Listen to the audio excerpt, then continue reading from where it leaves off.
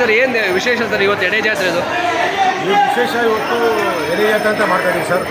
ಉದ್ದೇಶ ಇಷ್ಟ, ಎಲ್ಲ ಕಡೆಗೂ ಬರಗಾಲ, ಆಮೇಲೆ ಈ ದಾವಣಗೆರೆಗೆ ಎಸ್ಪೆಷಲಿ ಬೇರೆ ಕಡೆ ಆದರೂ ದಾವಣಗೆರೆ ಭಾಗಕ್ಕೆ ಮಾತ್ರ ಭಾಳ ಬರಗಾಲ ಇರೋದ್ರಿಂದ ದುರ್ಗಾಂಬಿಕಾ ದೇವಿ ಮೊರೆ ಹೋಗಿರೋದು ನಾವು ಕಾಮನ್ನು. ಹಿಂದೆ 2 ವರ್ಷದಿಂದಲೂ ಹಿಂಗೆ ಆಗಿತ್ತು. ಮತ್ತು ಲೆಕ್ಕ ಪ್ರಕಾರ ಈ ಸರಿ 64% ಮತ್ತೆ ಮಳೆ ಕೊರತೆ ಎದ್ದು ಕಾಣ್ತಾ ಇತ್ತು. ಸೊ ಹಂಗಾಗಿ ನಾವು ದುರ್ಗಾಂಬಿಕಾ ದೇವಿ ಮೊರೆ ಹೋಗೋದು ರೂಢಿ ಅದು. ಸೊ ಎಲ್ಲ ಭಕ್ತರು ಅದಕ್ಕೋಸ್ಕರ ಬೆಳಗ್ಗಿಂದಲೇ ಕ್ಯೂ ನಿಂತು 6 ಗಂಟೆಯಿಂದಲೂ 5:15 ಕ್ಯೂ ನಿಂತಿದ್ದಾರೆ.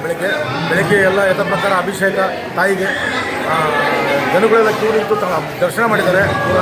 ಆಮೇಲೆ ಎಲ್ಲ ಭಕ್ತ ಮಂಡಳಿಯರು, ಆಮೇಲೆ ಟ್ರಸ್ಟ್ನವರು, ಕಮಿಟಿಯವರು ಪ್ರತಿಯೊಬ್ಬರು ನಿಂತು ಎಲ್ಲ ಮಾಡಿದ್ದಾರೆ. ಇವತ್ತು ನಿಂತು ನಡೆಸ್ಕೊಟ್ಟಿದ್ದಾರೆ ಪೂರ. ಎಲ್ಲ ಪೂಜಾ ಕೈಂಕರ್ಯಗಳು ಸುಸೂತ್ರ ನಡೆದವು ಪೂರ. ತಾಯಿ ದರ್ಶನ ಎಲ್ಲರೂ ಆಲ್ಮೋಸ್ಟ್ ಮಾಡ್ತಾ ಇದ್ದಾರೆ ಇವಾಗ ಪೂರ. ಸೊ ನಾವು ಪೂಜಾರ ಮನೆ ತಂದರಾಗಿ ನಾವು ಸಹ ಬೆಳಗಿಂದ ಅದೇ ಕೈಂಕರ್ಯ ಮಾಡ್ತಾನೆ ಇದ್ದೀವಿ ಪೂರ. ಸೊ ಈಗ ಎಡೆ ಯಾತ್ರೆ ಮಾಡೋ ಉದ್ದೇಶನೇ ಅದು, ಬರಗಾಲ ನೀಗಲಿ, ಪ್ರಾಣಿ ಪಕ್ಷಿಗಳಿಗೆ ನೀರು ಸಿಗಲಿ, ಪೂರ ಕೆರೆ ಕಟ್ಟೆಗಳು ಪೂರ ತುಂಬಲಿ ಅಂತ.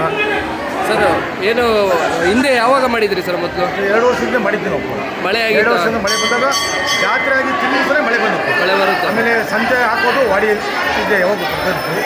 ಯಾವಾಗ ಎಡೆ ಜಾತ್ರೆ ಮಾಡಿದ್ಮೇಲೆ ಅದನ್ನ ಕಮಿಟಿಯವರು ಮತ್ತು ನಮ್ಮ ಶಾಸಕರು, ನಮ್ಮ ದಾವಣಗೆರೆ ಶಾಸಕರು, ಮಿನಿಸ್ಟ್ರು ಡಿಸೈಡ್ ಮಾಡ್ತಾರಪ್ಪ. ಸೊ ಸಂತೆ ಹಾಕೋದ್ರ ಬಗ್ಗೆ ಹೇಳ್ತಾರೆ. ಆಮೇಲೆ ಸಂತೆನೂ ಹಾಕ್ತಾ ಬರ್ತೀವಿ. ಸಂತೆ ಹಾಕ್ತಿದ್ದಂಗೆ ಮಳೆ ಬರೋದು ವಾಡಿಕೆ ಬಂದಿದೆ. ಈಗ ಬರುತ್ತೆ ಅನ್ನೋ ನಂಬಿಕೆನೂ ಈಗ ನಮಗೆ ಅದೇ ನಂಬಿಕೆ ಇದೆ, ನಾಳೆ ಮಳೆ ಬಂದೇ ಬರುತ್ತೆ ಅಂತ. ಸಾಯಂಕಾಲ ಬರ್ಬೋದು, ನಾಳೆ ಬರ್ತದೆ, ಮಳೆ ಬಂದೇ ಬರುತ್ತೆ ಒಂದು ನಂಬಿಕೆ ಇದೆ ಸರ್. ಮಾಡೇ ಮಾಡ್ತೀವಿ.